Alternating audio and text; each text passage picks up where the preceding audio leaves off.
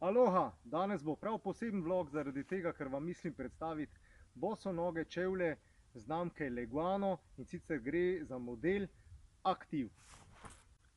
Julija in Dejan sta me prosila, naj pač naredim review tega modela in sem ga tudi naredil. Kot vidite, ga nisem prav nič paral, z njim sem plezal,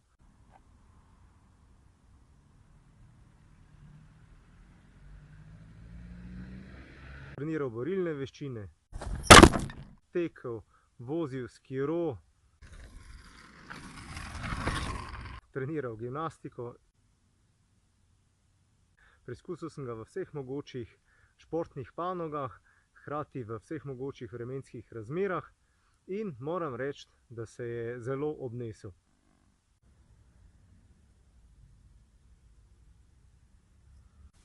Sam čevelj mi je všeč zaradi tega, ker je mehek, glejte, tole z nobenim navadnim čevljem ne moreš delati in zaradi tega je tudi, se mi zdi, ta stik z zemljo oziroma čutenje podlage dosti boljši, kot če bi si dal gor navadne čevlje. Na začetku sem bil malce skeptičen, kar se tiče podplatov, ker sem mislil, da ne bo dovolj oprijema, ko bom lazal po kakšnih strmih klancih, ampak se je izkazalo, da držijo fantastično, torej nisem nič padal, ni mi nič spodrsnilo. Čevlji so mi tudi všeč zaradi tega, ker so zelo lahki, torej res ima človek občutek, kot da hodi bos in da ne nosi nekih težkih bulerjev ali pa neke težke obutve.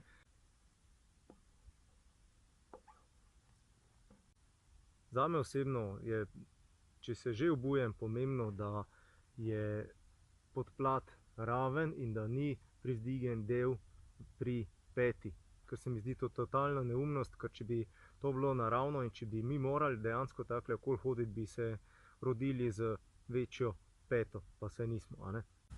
Problem navadnih čevljev je, da so oblikovani ponavadi v takšno koničasto obliko, ki stisne prste skupaj, in sicer približno takole, glejte.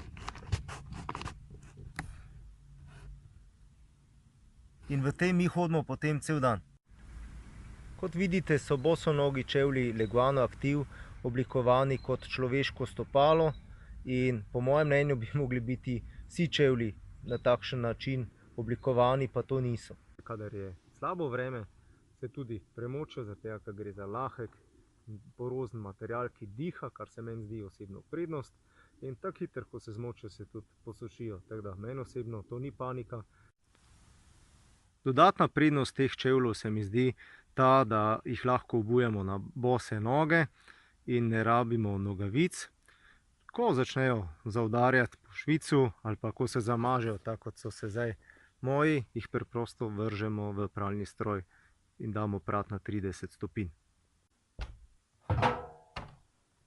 Všeč mi je tudi barva rumena, zaradi tega, ker rumeno so na Kitajskem nosili samo cesarji. Tako kot to jaz vidim, je ta čevelj primeren za vse, ki bi radi naredili prehod iz normalne obutve do bosonoge hoje. Ta čevelj je točno nekje vmes in izpolnjuje zame osebno vse te vmesne pogoje, da lahko naredimo to tranzicijo. Kot sem že dejal, moja prva izbira je, če le morem, hodim bos. Ampak kadar to ni možno, torej druga izbira, kadar moram iti v službo ali pa ko grem z ženo v kino ali pa v gledališče ali pa na neko kulturno prireditev, pač ne grem bos. In sem vesel, da imam potem vsaj en pameten čevelj. Imajo jih tudi v drugih barvah, seveda, ne samo rumene, tudi črne pa modre, in tudi za ženske obstajajo seveda drugi modeli in cel kup drugih živahnih barv.